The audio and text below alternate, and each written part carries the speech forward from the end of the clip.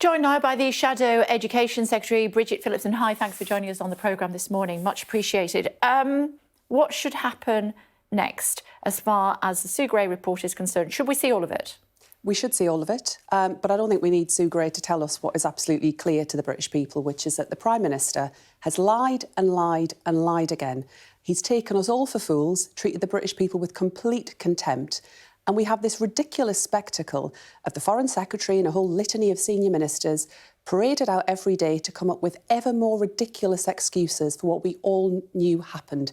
You know, there's someone in the shape of the Foreign Secretary who has aspirations to be Prime Minister. She has to look herself in the eye and think whether she really wants to continue to prop up a Prime Minister who has lost the respect of the British people, lost all moral authority, and is frankly making us an international laughingstock. Your leader did the same. Should he be investigated by the police as well? There is absolutely no suggestion that Keir Starmer broke any rules, and it's just ridiculous to compare the two. I can tell you what, if Keir Starmer were Prime Minister, he wouldn't have been holding boozy parties in the number 10 garden during lockdown. That is not the kind of person that he is. He would have been absolutely focused on making sure our country got through it, not thinking that somehow he was above the law. I mean, he's the former Director of Public Prosecutions. He takes this incredibly seriously. The Prime Minister, however, thinks we were all born yesterday, that we can't see exactly what's gone on. It is just completely wrong. It is a shameful spectacle. And now we've got the Metropolitan Police investigating. I mean, what on earth is going on? Given that he was former GPP, then he should have known that he shouldn't be eating sandwiches and drinking beer inside. There is no suggestion that Keir Starmer broke the rules or broke the law. It is ridiculous to compare the two. But we weren't allowed to do that at that time, were we? You know, everything that he did was in line with the rules. What we know, That's what the Prime Minister said. Well, he did. Well, the Prime Minister concedes that all of this happened. We've just had various kind of strange excuses as to exactly what's gone on. But, you know, I think the British people can see for themselves what's happening here.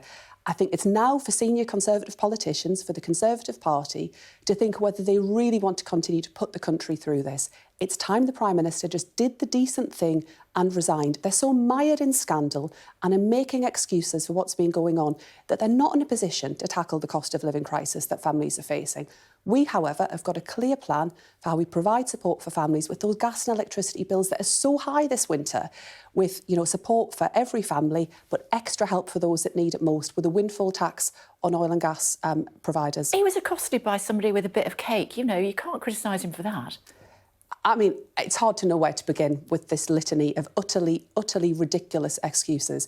They seem to think, the Conservative Party and all of these ministers that are wheeled out every day, seem to think that we're all idiots. We can see what's gone on. The British people know what has gone on. It's time the Prime Minister, for the first time in his life, just did the decent thing and went. He's not going to. Not unless he's forced to. Well, this is why it really is for the Conservative Party now to think whether they're prepared to continue to prop up this Prime Minister, who we all know has lied and lied and lied. They've all again. said, I mean, I've had ministers on the programme over the last 2 days, 3 days. We saw Dominic Raab in the House yesterday in the Central Lobby. Lots of them are all saying they've got his fulsome support. Well, they've obviously got no self-respect and no respect, actually, for the institutions of our country, if that's the way that they go on.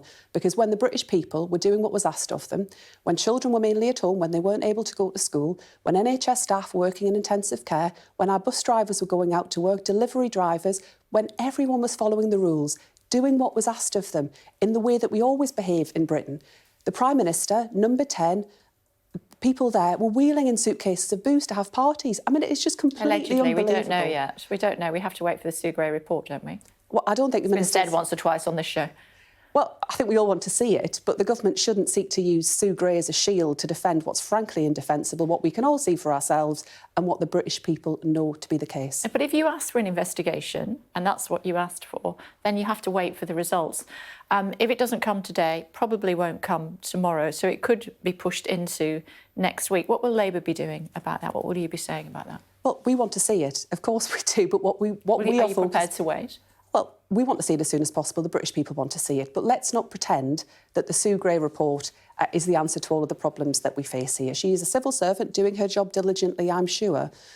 But, you know, we know what's gone on. The Prime Minister has admitted what has gone on. It's just this litany of bizarre excuses. What we're focused on as an opposition is making sure that we've got the answers to the real challenges facing the country at the moment, not this ridiculous distraction and the position that we're in. We've got a plan to support families through a really tough winter with extra help around gas and electricity bills at a point which when, bills are falling onto mats, when you go and do a shop in the supermarket, everything is so much more expensive and inflation is rising. The government is so mired in this crisis that there is no plan. They've had months to do this. Busier planning parties than providing help for families. That's the difficulty we've got. Yeah, but I mean, look at the furlough scheme. Look at the amount of money that they managed to put forward there to look after those hard-working families who couldn't go to work. So they were supported by the state in the form of Rishi Sunak and thus the First Lord of the Treasury. Yeah, well, Rishi Sunak's got serious questions to answer about why he's prepared to prop up this Prime Minister who treats the British people with such contempt. Of course it's right that when people are asked to stay at home and businesses closed, that we provided support. We backed the government on that. We called for it. We wanted it to happen. However, there's no excuse for the £4 billion worth of fraud that the Chancellor has overseen, nor is there any excuse for all of those dodgy contracts, PPE contracts that didn't deliver, that were doled out to friends and donors of the Conservative Party.